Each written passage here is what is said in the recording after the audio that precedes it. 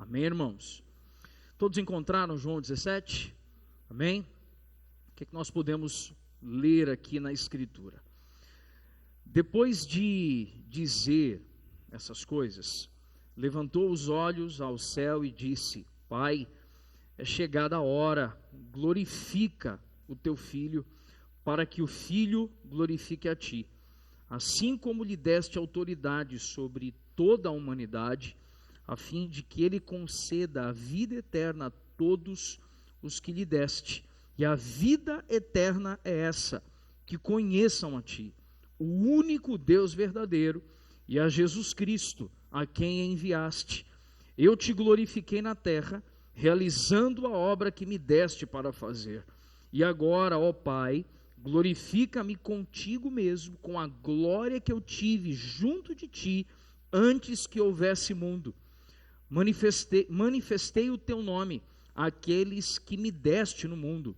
Eram teus, tu os deste a mim, e eles têm guardado a tua palavra.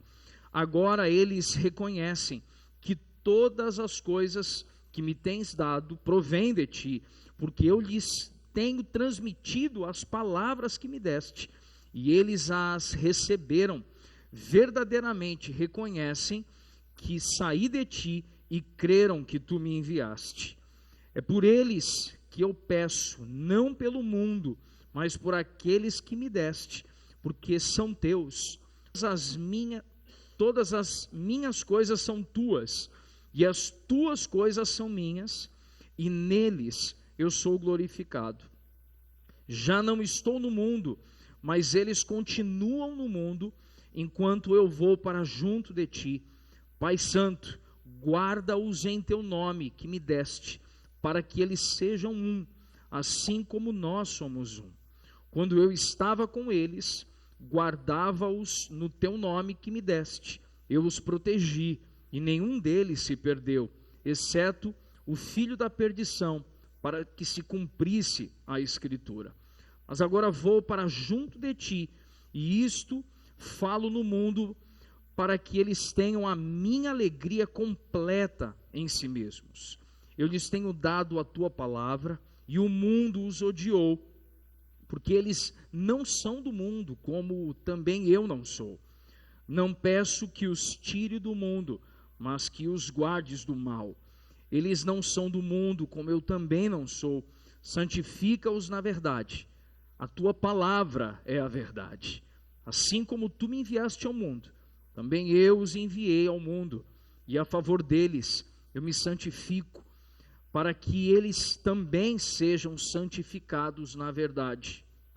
Não peço somente por estes, mas também por aqueles que vierem a crer em mim, por meio da palavra que eles falarem, a fim de que todos sejam um. E como tu, ó Pai, estás em mim, e eu em ti, também eles estejam em nós, para que o mundo creia que tu me enviaste. Eu lhes transmiti a glória que me deste, para que sejam um como nós o somos, eu neles e tu em mim, a fim de que sejam aperfeiçoados na unidade, para que o mundo conheça que tu me enviaste e o amaste, como também amaste a mim. Pai, a minha vontade é que onde eu estou, também estejam comigo os que me deste, para que vejam a minha glória que me conferiste, porque me amaste antes da fundação do mundo. Pai justo, o mundo não te conheceu, eu porém te conheci, e também estes reconheceram que tu me enviaste. Eu lhes fiz conhecer o teu nome, e ainda o farei conhecer, a fim de que o amor com que me amaste esteja neles, e eu neles esteja. Amém, irmãos? Vamos orar mais uma vez? Feche os seus olhos aí onde você está. Submeta mais uma vez o seu coração ao Senhor. Peça ao Senhor para que nos dê olhos do coração iluminados, para que abra o nosso entendimento, para que abra a nossa mente, para que produza quebrantamento em nosso coração, para que venha trazer a nós a compreensão daquilo que o Senhor quer comunicar para nós mais uma vez essa manhã. Fale você com o Senhor. Paizinho, nós te rendemos graças, nós te bendizemos, te louvamos, te honramos por quem o Senhor é, por sua bondade, graça, riqueza e misericórdia.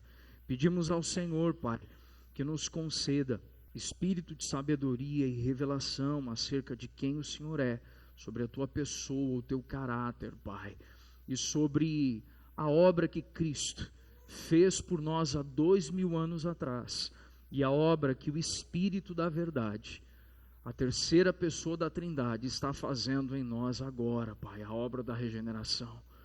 Pai, que haja quebrantamento no nosso coração, que haja nesse momento um coração rendido, a fim de que toda rigidez na nossa mente, a fim de que toda intransigência do nosso coração, tudo isso, Pai, seja quebrantado diante da verdade, da Escritura e da pessoa do Teu Espírito, Pai. Quanto a mim, Senhor, Pai, reconheço as minhas falhas, fraquezas, limitações. Admito, Senhor, ter tantas áreas da minha vida que carecem de uma intervenção Tua. Contudo, Pai, derrama da Tua graça sobre mim, Senhor, a fim de que eu possa comunicar, não aquilo que está na minha mente, mas aquilo que está no Teu coração, Pai. Tem misericórdia, Senhor, da minha casa, tem misericórdia da minha família, para que possamos, Senhor, permanecer alinhados contigo de modo a poder cooperar com o pastoreio do Cristo na vida desse precioso rebanho, Senhor.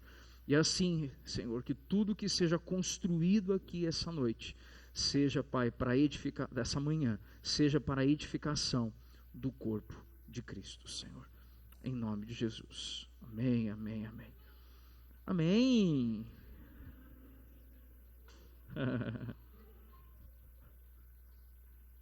O que ele falou?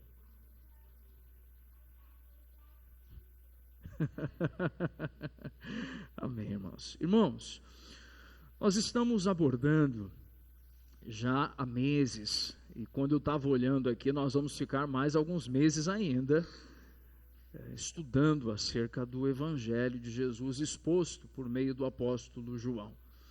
Nós estamos num cenário, e nunca, eu tenho dito isso, que nunca é demais recapitular algumas coisas.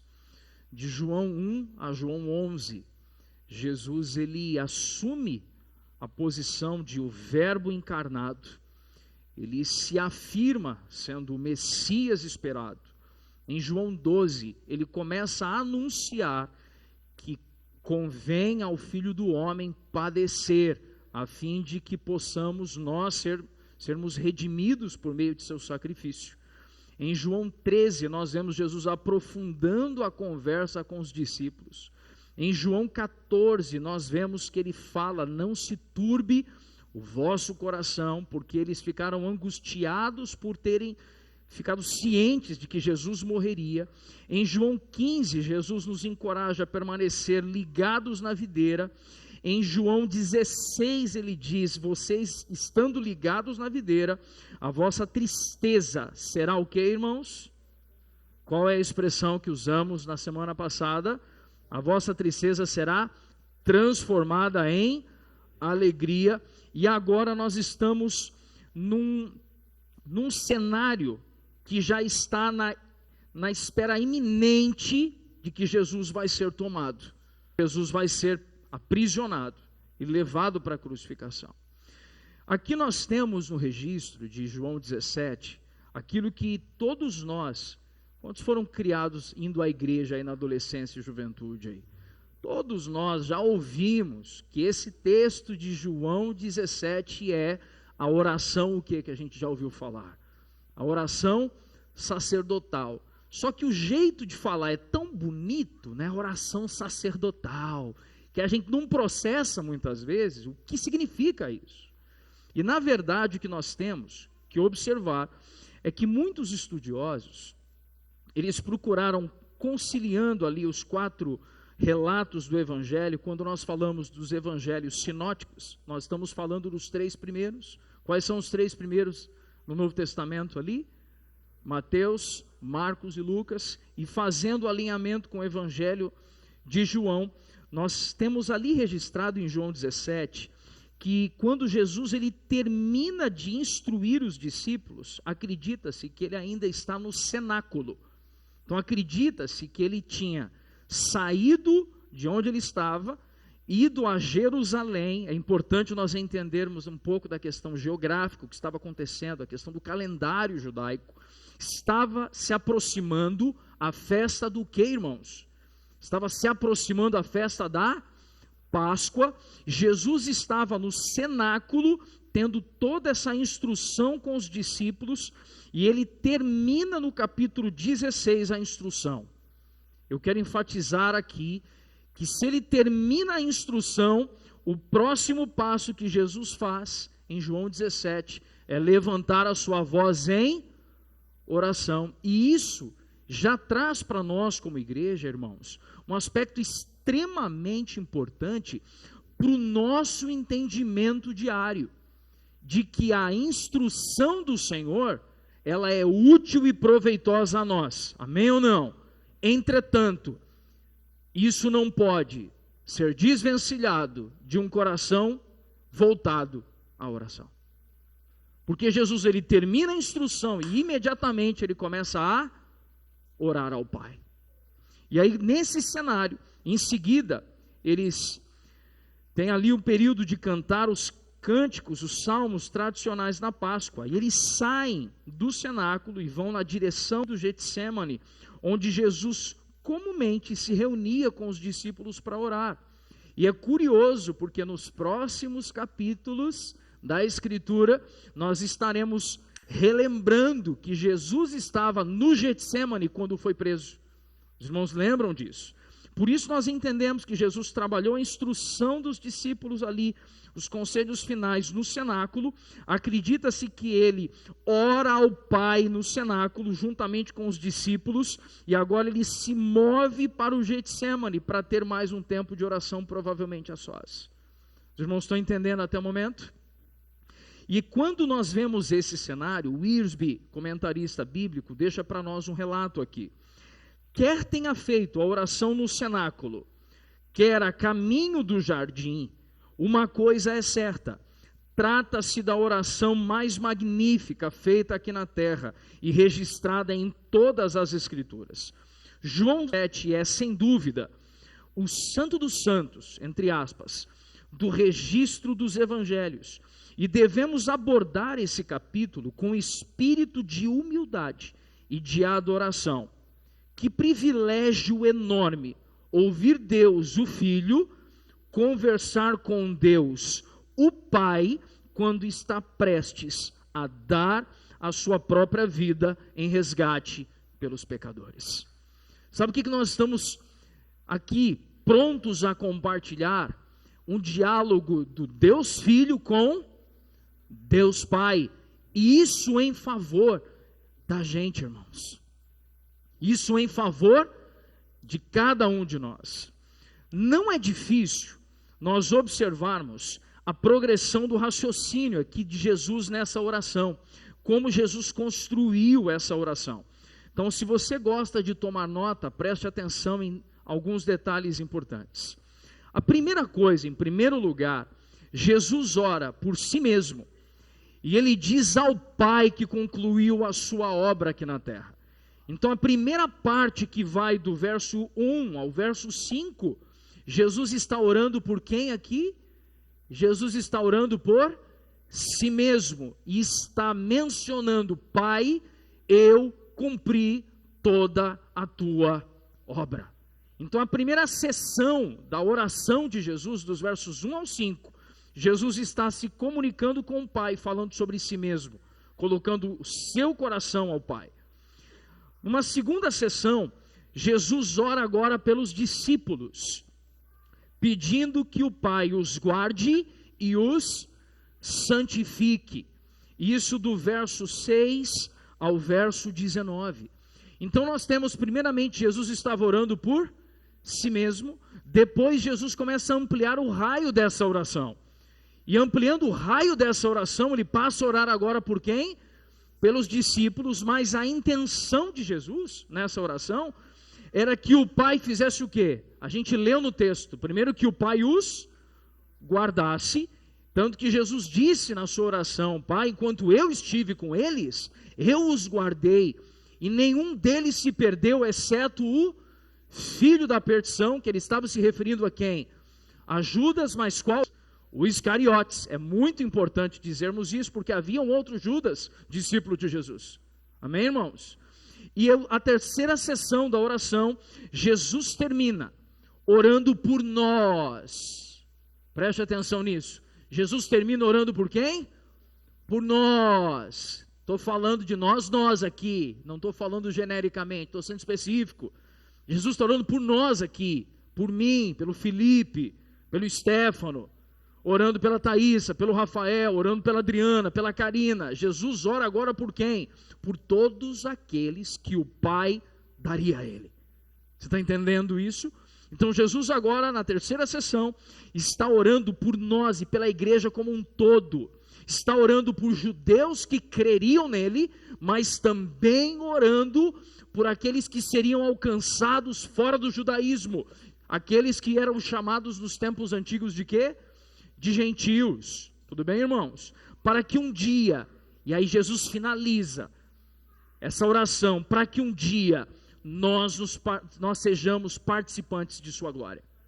Então a oração de Jesus, primeira sessão, Jesus orou por quem? Por si mesmo. Segunda sessão, Jesus ora agora pelos discípulos. Por quê? Porque esses discípulos seriam aqueles que levariam a proclamação do evangelho aos confins da terra. E por fim, Jesus ora por quem? Por nós, pela igreja, por todos os santos que vieram antes de nós e por todos os santos que virão após nós, se Cristo não vier em nossa geração. Você está entendendo isso, irmãos? Inclusive há um mistério em Cristo, um mistério, na verdade, em Cristo que nos é revelado, que o sacrifício de Cristo há 2000 anos atrás, ele é válido hoje. Isso mostra que o sacrifício vicário de Cristo uniu o temporal ao eterno, irmão. Um sangue derramado há 2000 anos atrás, eu posso me esconder debaixo desse sangue no dia de hoje. Você está entendendo isso ou não? O sangue de Jesus derramado há 2000 anos atrás uniu o temporal ao eterno. E eu posso hoje me colocar debaixo desse sangue, porque o sangue de Cristo aplaca a ira de Deus. E ele está disponível para mim e para você. Amém, irmãos? E Jesus está nessa oração. Jesus orou pela segurança. Jesus orou primeiramente para que os discípulos fossem o que, irmãos? Fossem guardados. Jesus orou pela alegria. Jesus orou pela união e pela glória futura. Olha que interessante, Jesus ora pela segurança deles. Jesus ora para que eles tenham o quê? Alegria. Jesus ora para que eles sejam unidos. E isso trará glória ao nome do Senhor, ao nome do Pai. Jesus também orou para que soubéssemos de tudo que fez por nós. Mas como, pastor? Que história é essa? Jesus orou para que nós soubéssemos o que ele fez por nós? Sim, porque Jesus disse: Pai, que eles tenham da tua palavra. E a palavra é o meio pelo qual nós podemos saber hoje o que Cristo fez há 2000 anos atrás, irmãos. Jesus também nessa oração, ele declara que há alguns privilégios que temos por sermos filhos de Deus. Você ouviu isso aqui, amém, irmãos? Então eu quero retomar aqui algo que nós não podemos ler esse texto. E qual é a intenção quando estamos estudando as Escrituras tão minuciosamente, irmãos? É que você vai ter a oportunidade de reler o livro de João ao longo da sua vida. E quando você ler João 17, é importante que você esteja aberto a uma nova revelação da Escritura, porque a palavra de Deus não volta vazia.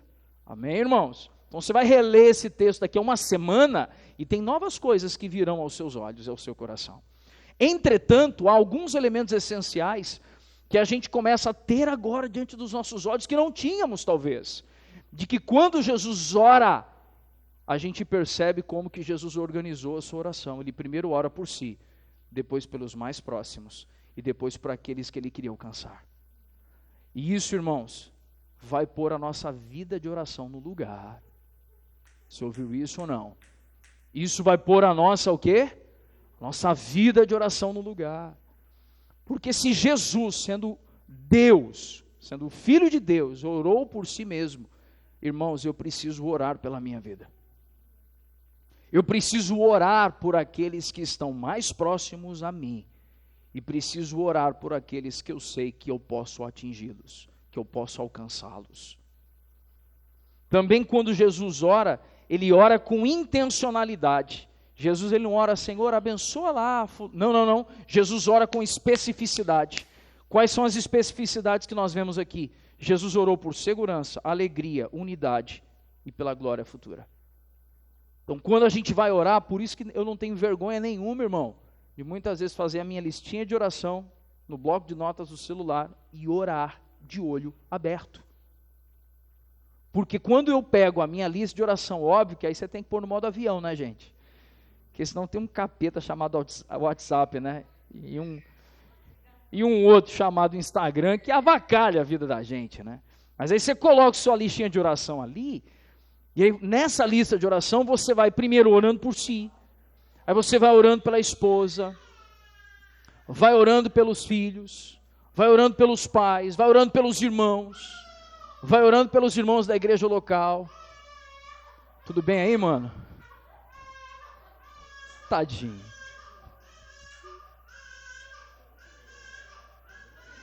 E um choro desse dá mais vontade de morder, né, irmãos? Ele caiu ali, né? É. Você também caiu e chorou, tá, irmão? Tá tudo bem. Até aqui estamos juntos? Amém? Agora preste atenção, que eu quero organizar algumas coisas que Jesus está trazendo a nós. Então, o primeiro ponto que eu quero trazer é que há um privilégio em sermos filhos de Deus. E uma primeira evidência desse privilégio é que nós compartilhamos de sua vida. Então, alguém que é filho de Deus tem um privilégio. Jesus está compartilhando conosco da sua vida. E nesse momento eu quero chamar a sua atenção para o iniciozinho do texto de João 17, quando ali no primeiro, onde tem ali o travessão, né? E Jesus começa a dizer algo. Como é que começa esse texto? A primeira fala ali começa como ali? Pai, é o quê? Chegada a hora. Tem alguma coisa que veio à sua memória ou não? Quando nós lemos essa primeira frase de Jesus assim, Pai, vírgula, é chegada a hora.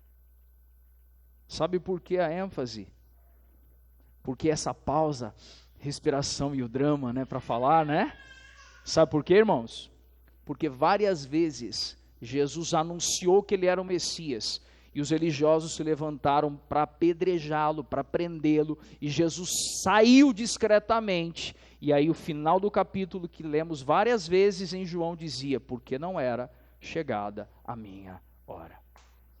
E agora Jesus está dizendo o quê? Ele primeiro, João 1 ao 11, revelou o Pai.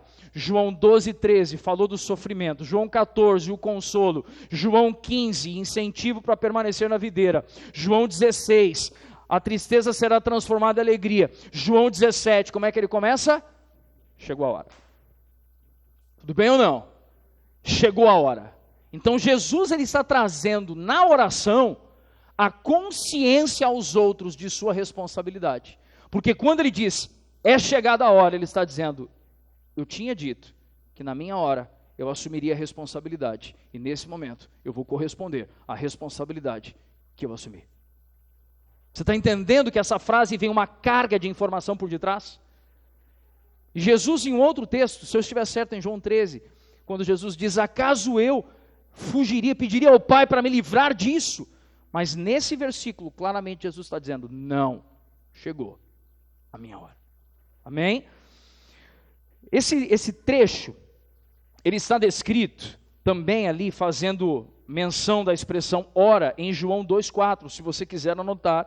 Enquanto ele estava aqui na terra, Jesus viveu com um cronograma divino, e ele sabia que estava dentro da vontade do Pai. É nesse momento Preste atenção nessa frase, por favor.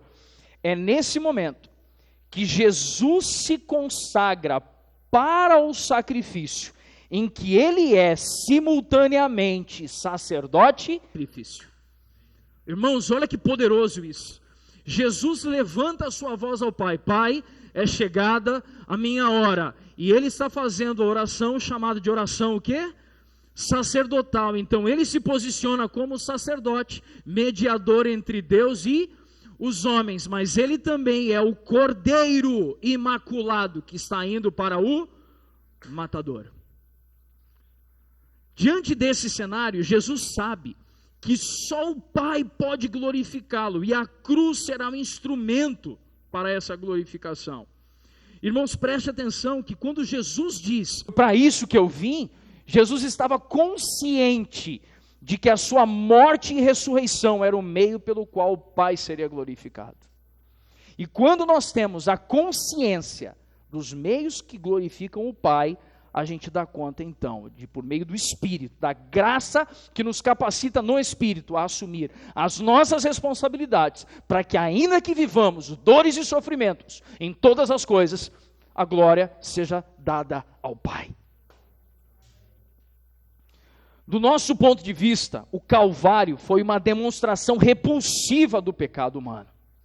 Então, quando a gente imagina o Gólgota, aquele monte onde Cristo foi crucificado, isso parece que, meu Deus, chega a provocar algum tipo de repulsa. Mas do ponto de vista de Deus, a cruz revelou e magnificou a graça e a glória de Jesus. Porque quando Jesus ele sobe ao madeiro e ele é crucificado, ele está selando a reconciliação de Deus com a humanidade, para que nós, mais uma vez, podendo ter acesso ao Pai, pelo novo e vivo caminho que Jesus abriu pelo sacrifício de seu corpo, nós pudéssemos glorificá-lo mais uma vez, por toda a nossa vida. J.C. Ryle afirmou algo, irmãos. O texto bíblico também nos diz que Cristo consumou a obra que o Pai lhe dera para fazer. Preste atenção em algo. A palavra consumou pode, para simplificar a nossa compreensão, pode dizer que Jesus finalizou. Você está entendendo isso ou não, irmãos? Amém? Então Jesus consumou a obra. Jesus fez o que, irmãos? Finalizou. Ele concluiu a obra da redenção e concretizou uma perfeita justiça para o seu povo. O primeiro Adão falhou em cumprir a vontade de Deus e trouxe o pecado para a raça humana. Mas o segundo Adão, a saber, Cristo Jesus, fez tudo do que veio fazer e nada deixou incompleto. Irmãos, preste atenção em algo. Assim como o primeiro Adão falha, peca e cobre a sua vergonha, a saber, o segundo Adão, por meio da obediência, assume a vergonha para que nós pudéssemos ser reconciliados com o Pai. Essa obra inclui suas mensagens e milagres aqui na terra, a preparação dos discípulos para seu futuro ministério e, acima de tudo, seu sacrifício na cruz. É com base nessa obra consumada que nós, como cristãos, recebemos a dádiva da vida eterna. Sabe uma das coisas que não tem como não revisitar, irmãos? A primeira mensagem dessa série. A primeira mensagem dessa série, que não foi nem o capítulo 1, foi uma introdução ao Evangelho de João, é que não há evangelho puro e simples, como diria C.S. Lewis, se nós não compreendermos a doutrina da ira de Deus. Porque nós fomos, por meio de Jesus, poupados da ira de Deus, porque toda a ira do Pai foi depositada sobre Jesus, a ponto de Jesus lá na cruz perceber que o Pai virou o rosto, porque toda a ira dele tinha sido destinada sobre o seu próprio Filho, a fim de que nós hoje pudéssemos ter acesso ao Pai, de modo irrestrito, por meio de Cristo Jesus. Irmãos, isso precisa retomar, trazer temor ao nosso coração mais uma vez, assim. Precisamos retomar o temor, o terno temor, e a alegria e gratidão de que Jesus, irmãos, Ele completou uma obra que nós jamais poderíamos fazer.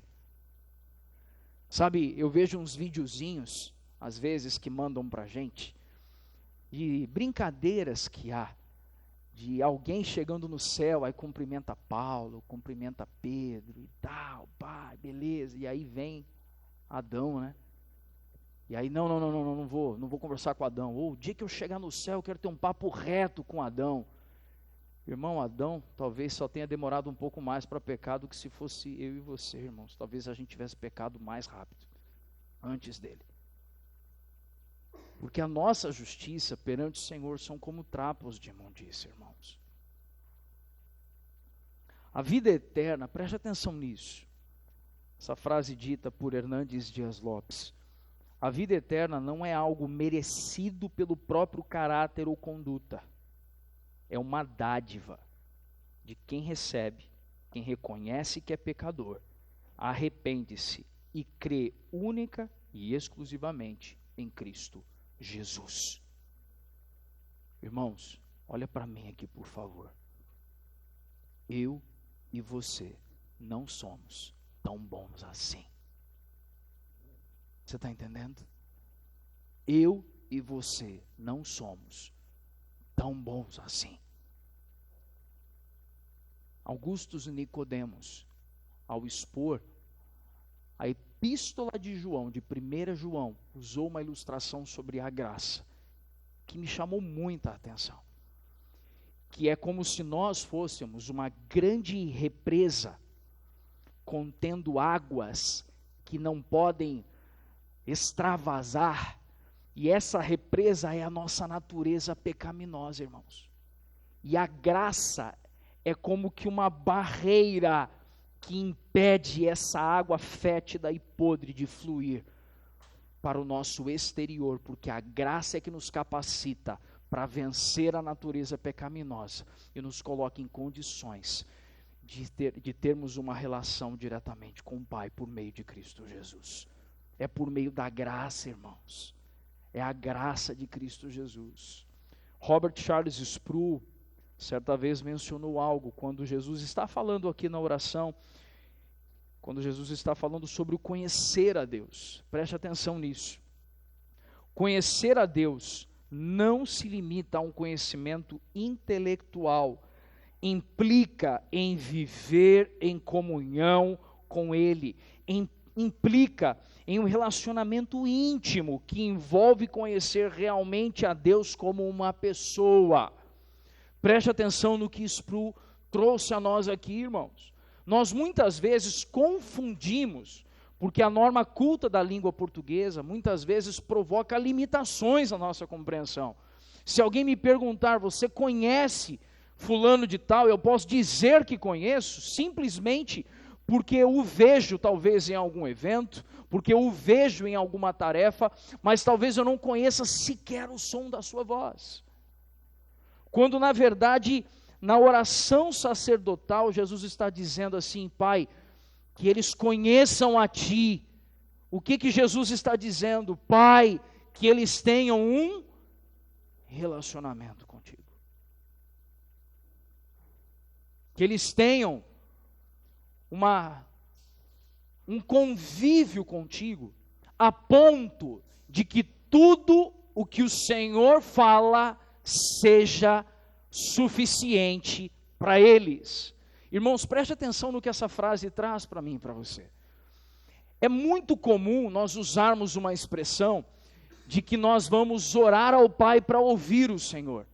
Mas semana passada, inclusive, eu trouxe uma breve reflexão sobre isso.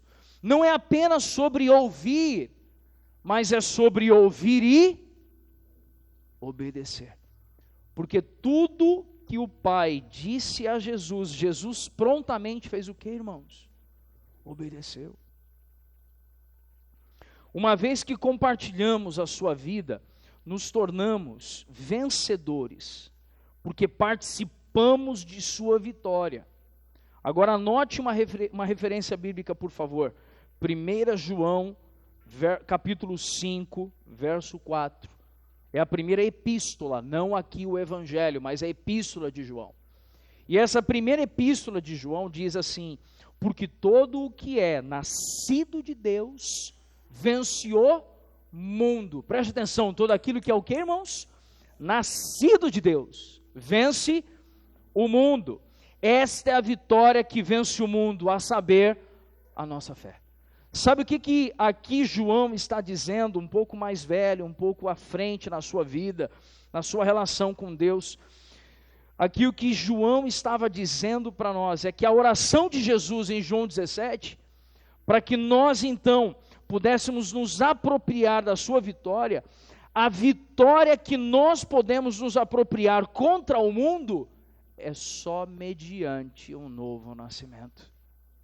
Irmão, sabe por que muitas vezes, e isso é uma das coisas que claramente, para nós assim como igreja local, como família Betânia, aquilo que o Senhor tem trazido para a gente aqui, nas nossas conversas, no nosso compartilhar, como essa expressão, novo nascimento, como não, tem arrebentado comigo e sei que com muitos dos irmãos aqui por dentro.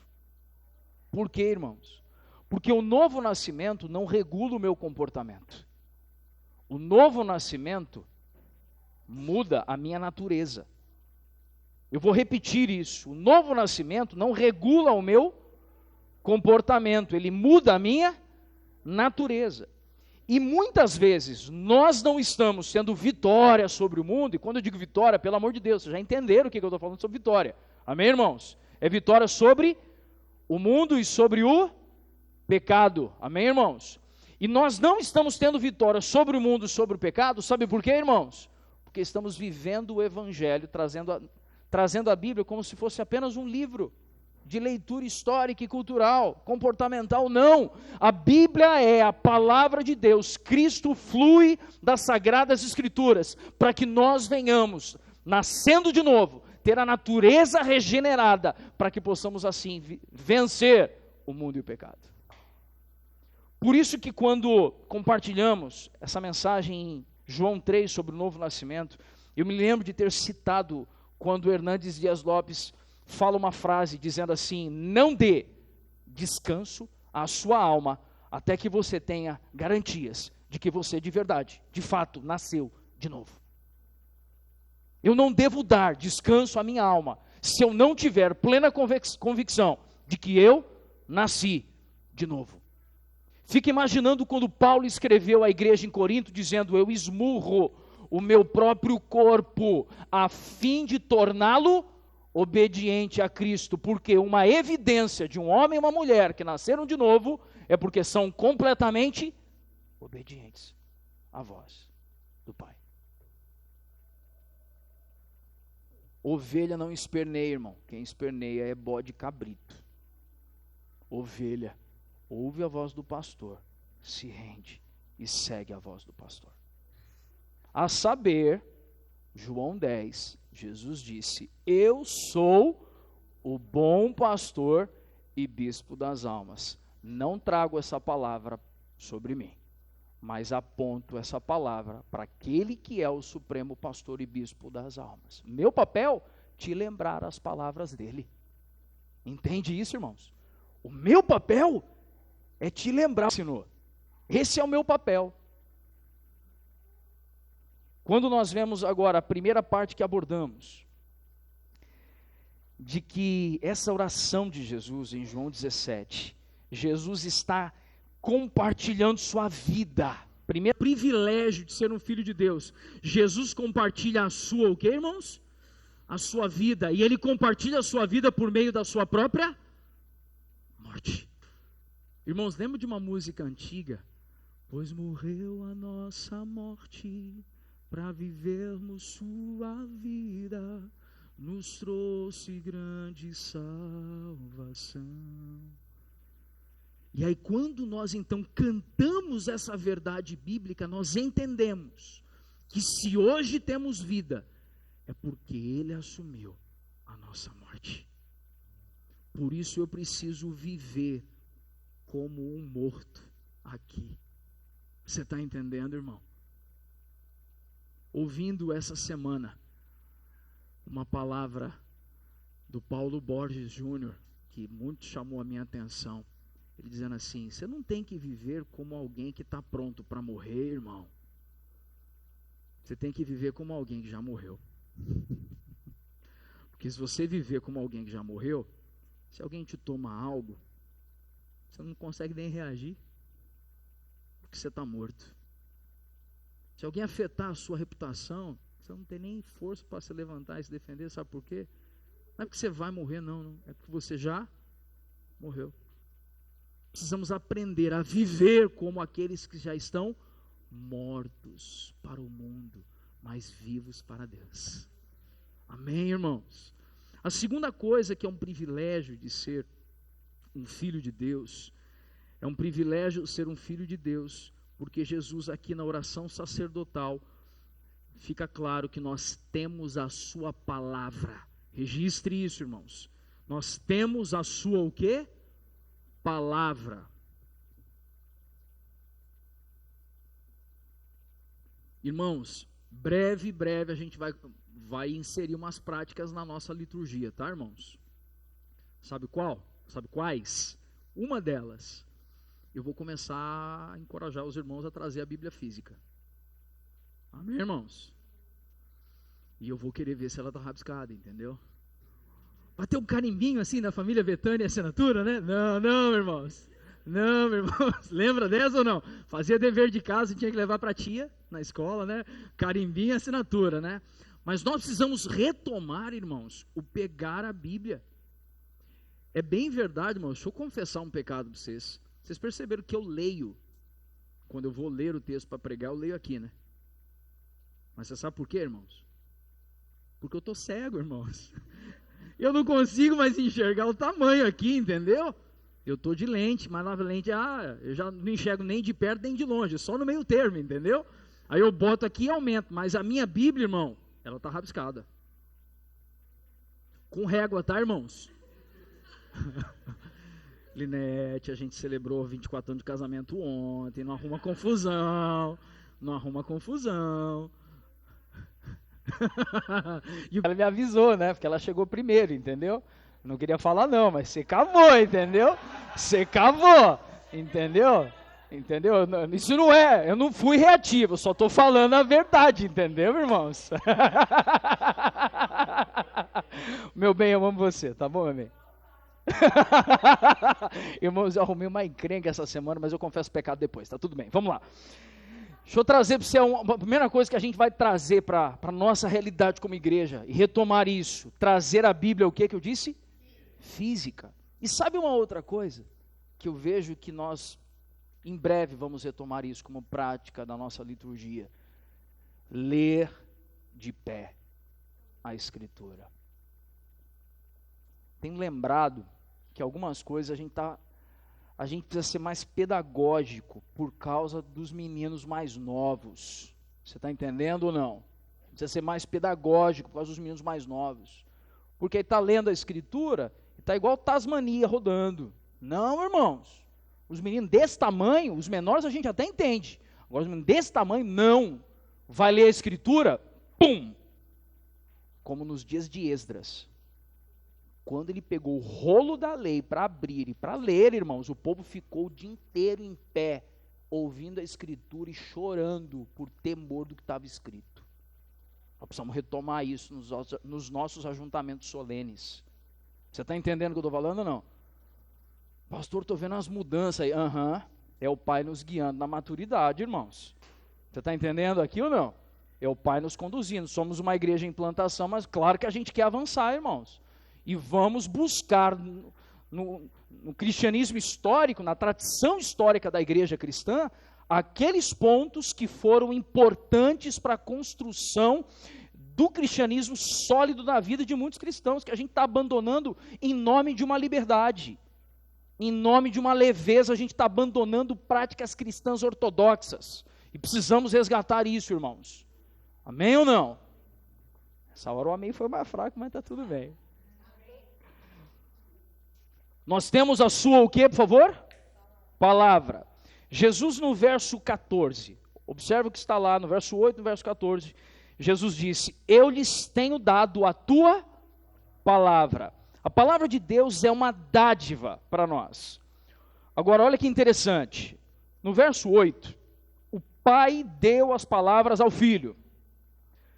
No verso seguinte, o filho as entregou aos discípulos, que por sua vez transmitiram a nós conforme a inspiração do Espírito.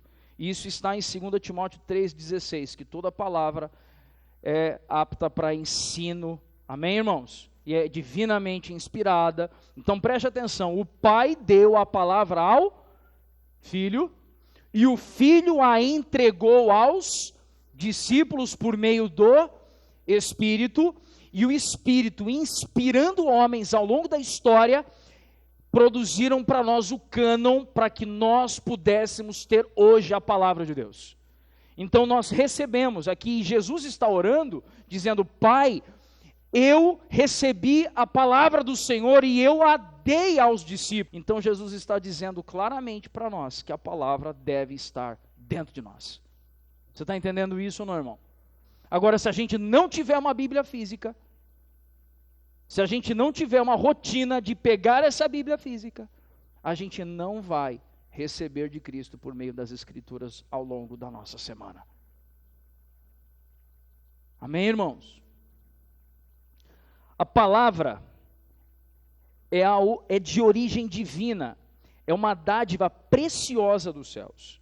E devemos sempre dar à palavra de Deus o seu devido valor, pois cristãos sinceros conhecem a palavra e sabem como usá-la na vida diária. Irmão, deixa eu parar aqui um segundo, deixa eu chamar a sua atenção para uma frase que eu coloquei em negrito no esboço aqui. Devemos sempre dar à palavra de Deus o devido valor. Irmão, preste atenção. Todas as vezes, e isso é sério, os irmãos que estão na escola de formação vão lembrar do que eu falei inúmeras vezes sobre isso, que quando a gente vai dar um conselho ao Seir, o conselho não tem que ser bom, o conselho tem que ser bíblico. Você ouviu o que eu disse ou não? O conselho não tem que ser bom, o conselho tem que ser o quê? Bíblico. Sabe por quê, irmão? Porque não dá para aceitar conselheiros cristãos que começam a sua resposta dizendo: eu penso que, eu acho que. O que eu penso, o que você pensa, o que nós pensamos, pode não ter nenhum compromisso com a rica palavra de Cristo. E aí sabe o que acontece? A gente vai tomar muitas vezes, isso é sério, irmãos, para a vida cristã cotidiana, isso é seríssimo. A gente vai pegar conselho com gente que não é cheio da palavra de Cristo. Então, quando for falar, vai falar com base em suas próprias opiniões. E pior, se a pessoa souber falar bem, lascou. Porque você abraça como verdade e segue.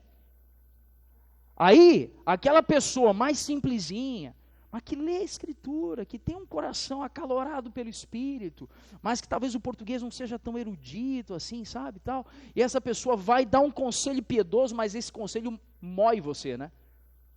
Esse conselho amassa você. Esse conselho quebra o seu orgulho. Aí esse conselho, eu não estou ouvindo de Deus agora. Você põe Deus na conversa, né? Mas por isso que o apóstolo Paulo, quando escreveu aos Colossenses, disse que habite ricamente em vós a palavra de Cristo. E aí o que nós precisamos trazer para a vida cristã cotidiana? Um crente, essa frase, irmão, ela faz parte da nossa vida como igreja.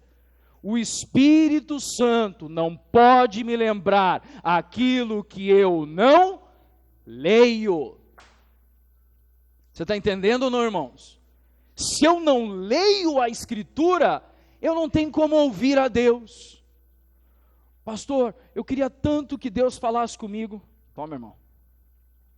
Toma a Bíblia. Você está entendendo ou não, irmão? Não lê, não ora, não medita, não está ouvindo a Deus, irmão. Está ouvindo a voz ou do seu coração ou do coração de alguém. Isso é sério. Pastor, pesado isso.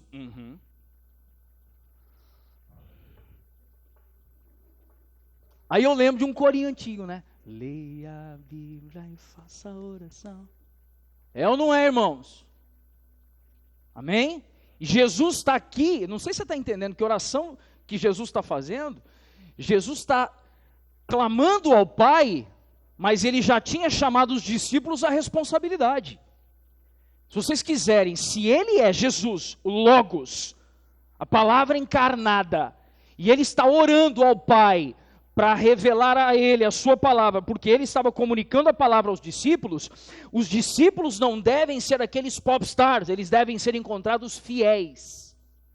E um discípulo fiel é aquele que comunica precisamente a palavra. Eu não sou chamado a ser um pastor popstar, eu sou chamado a ser um pastor para ser encontrado fiel. E o que é ser encontrado fiel? É comunicar precisamente o conteúdo de sua palavra. E esse é o chamado e vocação de cada um de nós. Vou até tirar a palavra pastor do meio, porque essa é a palavra para os discípulos, e nós somos discípulos de Jesus. Amém ou não, irmãos? Aí isso arrebenta com a gente, sabe por quê? Porque aí você vem para o ajuntamento solene, você não está preocupado com estrutura. Você não está preocupado com muitas coisas que de repente a gente poderia ter, mas a gente não tem. Tudo bem? E eu não quero assustar ninguém, irmãos. Tem coisa de estrutura que eu não estou nem aí para a gente ter. Porque para mim o que a gente precisa ter, sabe o que é? A gente precisa ter adoração cristocêntrica. Amém? Você viu a canção aqui? Linhas de Amor, que a gente cantou? E um homem como eu poder ver a Deus em um homem. O verbo encarnado, irmãos, cantar a escritura. Aí você vem e prega João, que Jesus dizendo, e o verbo, no princípio era o verbo, e o verbo estava com Deus, e o verbo era Deus. Nós precisamos retomar no nosso coração, irmãos, o valor à palavra. Amém, irmãos? O que a palavra diz sobre um conselho bíblico não é sobre o que a gente aprendeu com teólogos, apenas com filósofos, com pensadores. Um conselho bíblico é o que a palavra está nos dizendo. Amém, irmãos? Quando Jesus vai falando algo aqui, tem um ponto. Eu gostaria de enfatizar algo aqui num verso.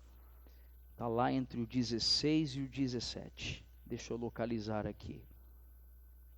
Verso 14, por favor. O que diz no 14?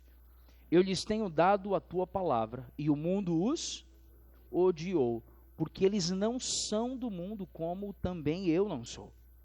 Não peço que os tire do mundo, mas que os guarde do mal. Eles não são do mundo, como também eu não sou. Santifica-os na verdade, e a tua palavra é a verdade. Assim como tu me enviaste ao mundo, também eu os enviei ao mundo.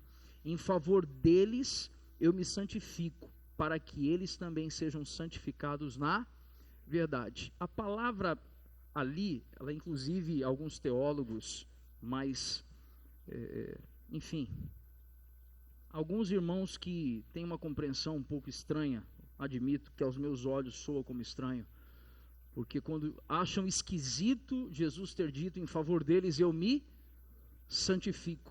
Mas se Jesus não tinha pecado, o que Jesus está dizendo? A palavra santifico está dizendo separado. Você está entendendo ou não? Então Jesus estava dizendo, em favor deles eu me separo.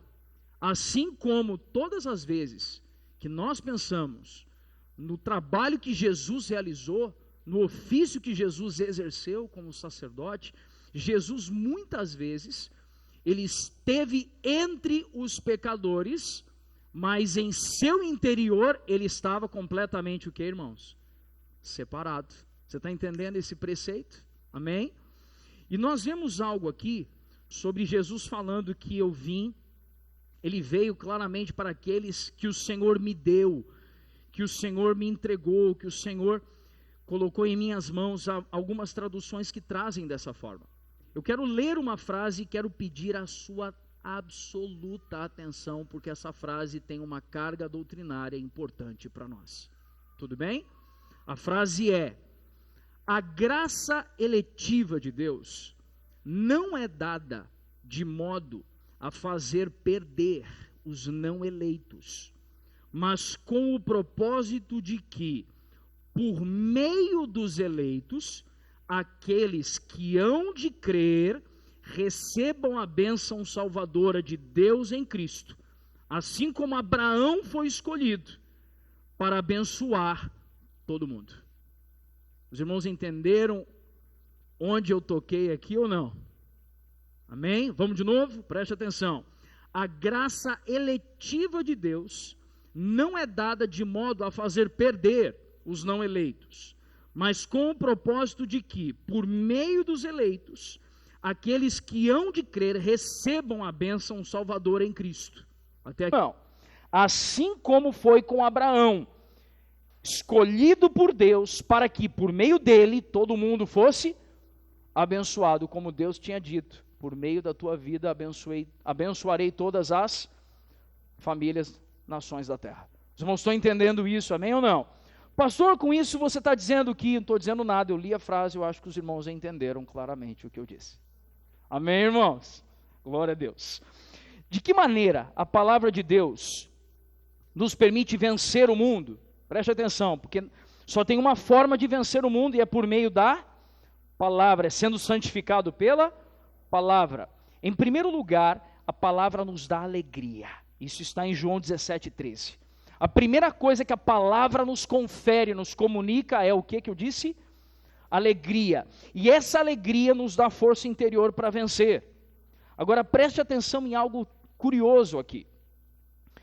Jesus Cristo, de fato, foi chamado de, se a gente olhar para, inclusive uma canção que a gente canta bastante aqui, Isaías 53. E a gente diz o tempo inteiro que Jesus foi um homem de quê? Lembram dessa expressão? Alguém falou aí, um homem de quê? Um homem de dores. Em Isaías 53, nós vemos Jesus Cristo como um homem de dores. E que de fato ele foi. Mas também foi uma pessoa de profunda alegria, irmãos. Jesus esteve em um, primeiro milagre de Jesus, onde foi, irmãos? Foi em um o quê? Em um casamento em Caná da Galileia. Isso fala que Jesus tinha uma vida dentro daquilo que era lícito e comum, rindo, tendo comunhão, compartilhando, se alegrando, amém? Agora perceba algo, que João 17:13 é o cerne dessa oração, e o seu tema é alegria. Jesus já havia se referido à sua alegria em João 15:11, explicando que essa alegria, ela é decorrente de quê mesmo, irmãos? De transformação e não de substituição. Agora, sobre isso, o Wiersbe traz uma reflexão que eu gostaria que os irmãos ouvissem aqui. Não dá para imaginar Jesus andando pela terra com um rosto triste e ar de melancolia. Jesus foi um homem alegre e revelou essa alegria aos outros. A sua alegria não era a leviandade passageira do mundo pecaminoso, mas sim o gozo permanente do Pai e da palavra. A alegria de Jesus não dependia de circunstâncias exteriores, mas dos recursos espirituais interiores que o mundo não era capaz de ver. É esse tipo de alegria que Cristo deseja ver em nossa vida, e só podemos obtê-la por meio da sua palavra. Segundo o profeta Jeremias disse, anote esse versículo, Jeremias 15:16, quando disse, as tuas palavras me foram gozo e alegria para o coração. Você ouviu isso, irmãos? As tuas palavras me foram o quê? Gozo e alegria para o coração. Jeremias 15:16. A palavra não concede para nós, a palavra não apenas concede alegria, mas também nos dá a certeza do amor de Deus. Agora perceba algo interessante sobre o valor que a palavra deve ter para nós. A palavra é o meio pelo qual um cristão encontra proteção e alegria. Você ouviu isso? A palavra é o meio pelo qual um cristão encontra o quê? Proteção e alegria. Proteção, porque quando eu leio a palavra, por estar cheio da palavra e do Espírito, eu me desvio do mal. E por me desviar do mal, eu estou sendo protegido. E as angústias desse mundo perverso não me dominam, porque a minha esperança não está naquilo que é temporal e passageiro. A minha esperança e alegria está naquilo que é para a eternidade. Por isso que a palavra de Deus deve habitar ricamente na vida de um cristão genuíno. Olha que interessante, uma frase de D.L. Moody. Moody certa vez disse algo: um dos primeiros passos para a vida mundana é colocar de lado a palavra. Um crente que se afasta da palavra se aproxima do mal. Você ouviu isso? Um crente que se afasta das escrituras está flertando com o sistema mundano. Moody ainda vai e diz algo. Na verdade, sobre Moody foi dito algo. Ele escreveu na contracapa de sua Bíblia. Ele escreve algo na contracapa de sua Bíblia. Ele escreve: ou este livro te afastará do pecado, ou o pecado te afastará deste livro. Preste atenção nisso. Ou este livro te afastará do pecado, ou o pecado te afastará desse livro. Numa escala de 1 a 5, irmãos. Não precisa falar não, é só para você refletir como é que está a sua relação com a palavra, irmão. Numa escala de 1 a 5, como é que está a tua vida com o Senhor e com a palavra do Senhor? Porque se a minha relação com a palavra é de sequidão, se a minha relação com a palavra ela é apenas ocasional, eu quero dizer para você que você pode estar entregue ao curso do seu próprio coração, meu irmão. Você pode estar sendo entregue ao curso do seu entendimento. Só que o raio do nosso coração, ele é deveras corrupto e maldoso. Por isso nós carecemos da palavra de Cristo. E Jesus está dizendo assim: gente, eu recebi a palavra do Pai e eu vos entrego a palavra. Pai, santifica-os na verdade, a tua palavra é a verdade. A tua palavra é a verdade. Jesus disse nos capítulos anteriores de João: aquele que tem os meus mandamentos e os guarda, este é o que me ama.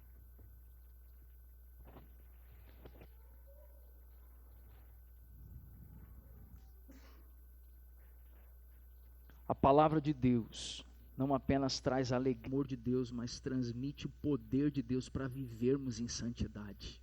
Deixa eu dizer uma coisa para você, irmão. Preste bem atenção no que eu quero trazer para você. Sabe qual é a estratégia? Na verdade, deixa eu até abordar de uma outra forma. Quantos aqui já ouviram em Efésios 6 alguma mensagem sobre a armadura de Deus? Já ouviram? É curioso, né? Porque Efésios 6 me dá 6 elementos da armadura. Eu inclusive uso essa sincronia para eu não esquecer os elementos da armadura. E quando você vai falando sobre capacete, couraça, cinturão, você vai falando de tudo. Todos eles, dos 6, 5 são para defesa. 5 são para proteção. 1 é para ataque. É a espada do Espírito. Só que o Espírito, ele fala a nós por meio da sua palavra. E tem gente querendo guerrear com um toco de madeira na mão. Você está entendendo ou não, gente? Pegou um cabo de vassoura, irmão. Pegou um cabo de vassoura e foi para frente de guerra. Tem um livro de Francis Frangipane, Os 3 Campos de Batalha. Fala sobre 3 campos que são a igreja, as regiões celestiais e a mente. E é muito curioso, porque ele usa uma expressão, fala assim: o cristão ele precisa aprender a compreender que não existe território neutro, irmãos. Nós estamos em um campo de batalha e precisamos estar devidamente posicionados por meio da palavra de Cristo. Jesus venceu o que tinha que vencer, irmãos. Como é que foi a tentação de Jesus no deserto, irmãos? Os irmãos lembram? Quando Jesus foi ser tentado no deserto, a reação de Jesus qual foi? Porque está escrito. Jesus não respondeu dizendo, eu acho que Jesus já teria falhado. Mas como ele, sendo filho de Deus, estava ligado no Pai, e o Pai lhe dando de sua... Como que eu devo reagir? Por meio dela. Você está entendendo isso, irmãos? Por meio dela.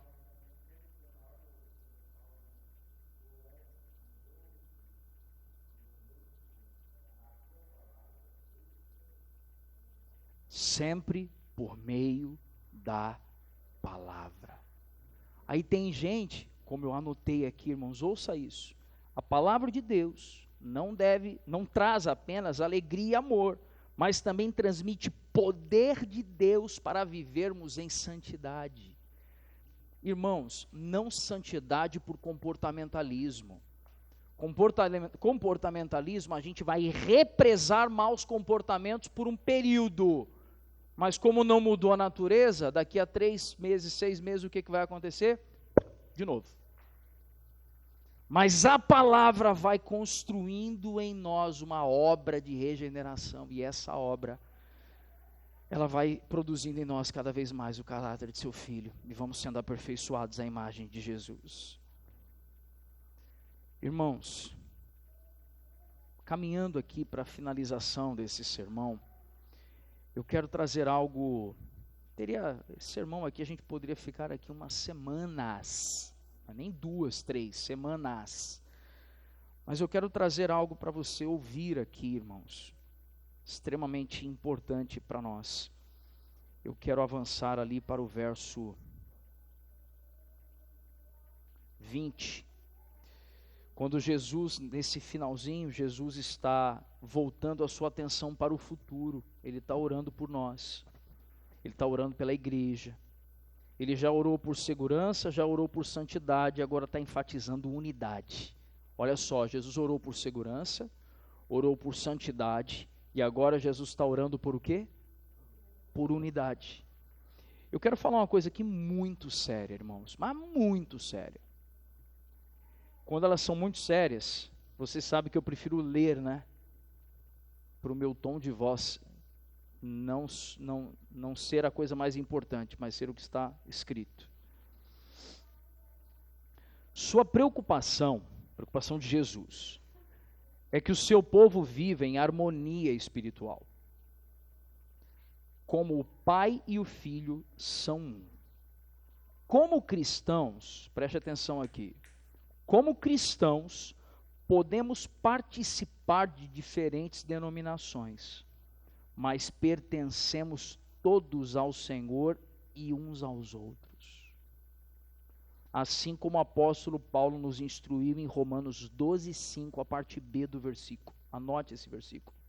Romanos 12:5, a parte B, quando Paulo disse, somos membros diferentes do mesmo corpo e todos pertencemos uns aos outros. Eu quero dizer para você, irmão, eu posso não concordar com práticas litúrgicas de algumas denominações, mas não é meu papel entrar em um processo de rivalização. Pastor, mas calma que eu não terminei. Tudo bem? Porque a gente entendeu bem o que eu quero dizer. Nós estamos falando daqueles que estão genuinamente ligados em Jesus, mas que tem algumas práticas que eu não vou compreender, irmãos, mas elas encontram base na história da igreja. Olha só o que eu acabei de dizer. Há práticas que eu não consigo enxergar daquele jeito, mas encontra respaldo na história da igreja, encontra respaldo na ortodoxia bíblica, irmãos. pode ser diferente do que eu interpreto, mas tem um respaldo. Tudo bem o que eu disse ou não? Amém? Pastor, sal grosso. Não, sal grosso não tem respaldo.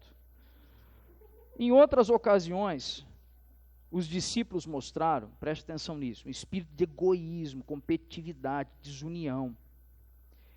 O pastor puritano, Thomas Brooks, disse algo aqui.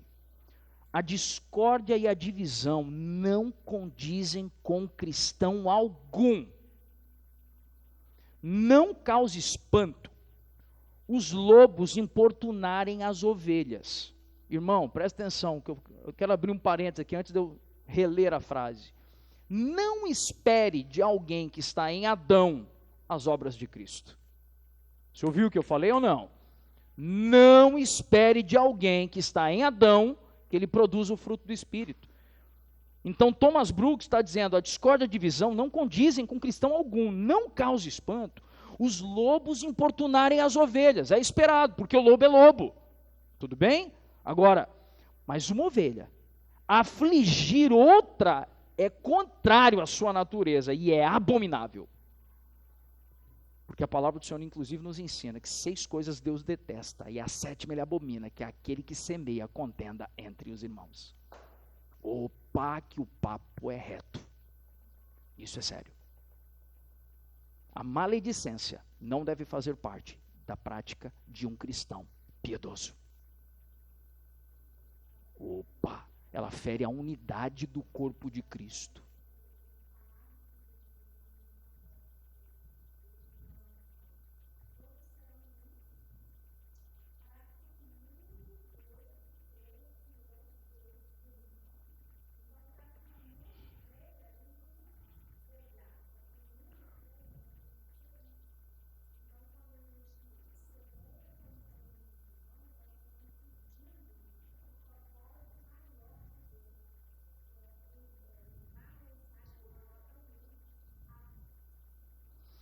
Irmãos, isso é tão profundo, preste atenção no que eu vou dizer. Quando Jesus tinha ressuscitado e estava entre os discípulos, ele já tinha se apresentado ao propiciatório, já tinha aspergido o seu sangue na chama do propiciatório, já tinha consumado a obra, ele agora podia ser tocado. Os irmãos lembram dessa conversa em Hebreus ou não? Alguns que estiveram conosco lembram. Tanto que quando as mulheres, Jesus acabou de ressuscitar e as mulheres foram tocá-lo, como é que Jesus reagiu? Não me toquem porque eu ainda não me apresentei ao meu Pai. Ele precisava ir ao propiciatório espiritual, a seu sangue, na chama do propiciatório, para que pudesse então aquela fumaça ser agradável ao Senhor, o Pai, e então tivesse consumado a obra que ele veio fazer. E agora Jesus volta entre os homens e passa a comer com os discípulos, em que passou 40 dias entre nós antes da sua ascensão em Betânia. Os irmãos lembram disso, amém? Agora preste atenção, que um discípulo não creu que era Jesus. Quem foi esse discípulo? Foi Tomé. Porque o corpo de Jesus agora estava o quê? Glorificado, o corpo perfeito. E Tomé, não, eu não tenho como crer se eu não puder tocar e sentir o que, irmãos? Nas tuas feridas, nas mãos e onde? E nos lados, e no lado esquerdo. E o que Jesus disse? Então Tomé, vem aqui e encosta. Tomé, irmãos, é um símbolo do sistema de incredulidade. E o corpo de Jesus simboliza a unidade da igreja. O mundo só vai crer que Jesus é o Filho de Deus ressuscitado quando ele puder tocar nas feridas dessa igreja que é una, santa, católica e universal. Você está entendendo isso ou não, irmãos? Você está entendendo isso? Se nós não formos não vivermos em unidade, o mundo não poderá tocar esse corpo de Jesus e perceber a unidade da igreja. Olha como isso é sério. Qual é a base? Agora vamos lá, pastor, então a gente vai ter comunhão assim com qualquer um que aparecer, né? Presta atenção. Qual é a base para a verdadeira unidade dos cristãos? A pessoa e a obra de Jesus. Evangelho mais alguma coisa é igual a anatema. Lembram disso quando Paulo escreveu aos Gálatas? Que nós não devemos fazer o que, irmãos? Acrescentar uma vírgula ou retirar uma vírgula. Os irmãos lembram disso? Por isso nós não devemos acrescentar nada à Escritura. Então, para ter unidade, a unidade é pautada na simplicidade da mensagem de Cristo e nada mais. Não pode ter nada mais acrescentado para conseguirmos ter unidade. Agora preste atenção, a harmonia cristã não se baseia em coisas da carne, mas sim em coisas eternas do Espírito. O Wiersbe fala sobre algo aqui.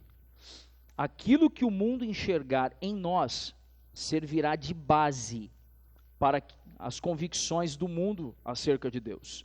Se enxergar amor e harmonia, crerá que Deus é amor. Se enxergar ódio e divisão, rejeitará a mensagem do Evangelho. Agora preste atenção em algo aqui. Para aqueles que estão nas Escrituras, nós temos o mesmo Salvador, compartilharemos da mesma glória, estaremos no mesmo céu e nova terra, pertencemos ao Pai, desejamos realizar a mesma obra. Nós podemos até diferir em questões doutrinárias de menor importância, mas cremos na mesma verdade e seguimos o mesmo exemplo que Jesus deu ao seu povo. Entretanto, irmãos, nós precisamos seguir a verdade em amor. Duas palavras aqui, quais são as duas palavras? Seguir a verdade em amor. Wiersbe certa vez disse, Jesus declarou a importância da verdade e do amor na igreja. Não é nem só verdade e nem o que, irmão? Só amor. É seguir a verdade em amor. Jesus deixou claro que a verdade e o amor devem andar juntos. Pastor, onde está isso? Anota aí, Efésios 4,15.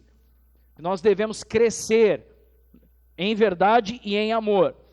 Alguém disse bem que a verdade sem amor é brutalidade. Opa, a verdade sem amor é o quê?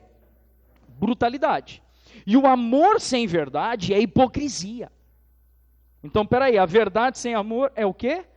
Brutalidade. E o amor sem verdade é hipocrisia. A mente cresce ao receber a verdade, mas o coração cresce ao dar amor.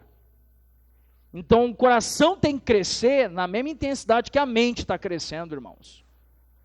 Diante disso, o conhecimento por si mesmo leva ao orgulho, mas o amor por si mesmo leva a decisões erradas. O amor dos cristãos não deve ser cego. O que eu quero dizer com o amor dos cristãos não deve ser cego? Que devemos sim preservar a unidade, amém ou não, queridos? Não se cria unidade. A unidade se preserva, porque Cristo não está dividido. Então a gente não cria unidade, a gente apenas faz o que, irmãos? Preserva a unidade. Cristo tem um corpo, ele não tem vários corpos, que a gente tem que sair unindo. Não. Cristo tem um corpo. Você ouviu isso? Para nós então finalizarmos esse compartilhar, irmãos. Ao recapitular a oração de Jesus, observamos quais eram as prioridades espirituais no coração do Salvador.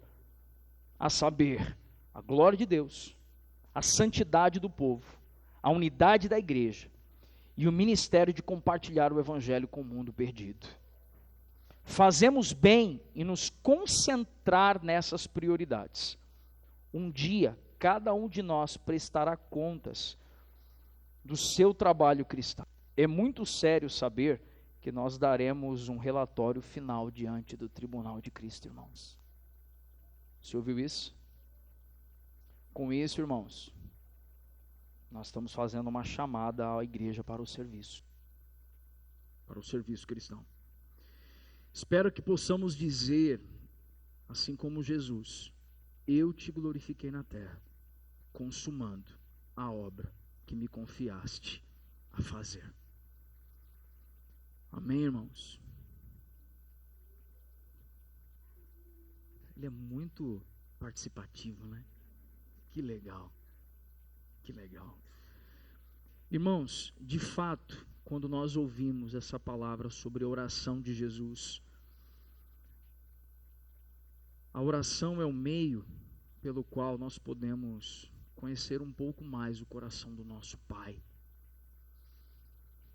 Que nós possamos desenvolver a nossa vida de oração, irmãos. Amém? Jesus orou primeiro por si mesmo, depois ora pelos discípulos e depois ora por nós. E nós vimos em toda a exposição dessa manhã o como nós podemos estar cheios de Cristo por meio da palavra, por meio da oração. Que isso seja um encorajamento para você, meu irmão. Amém?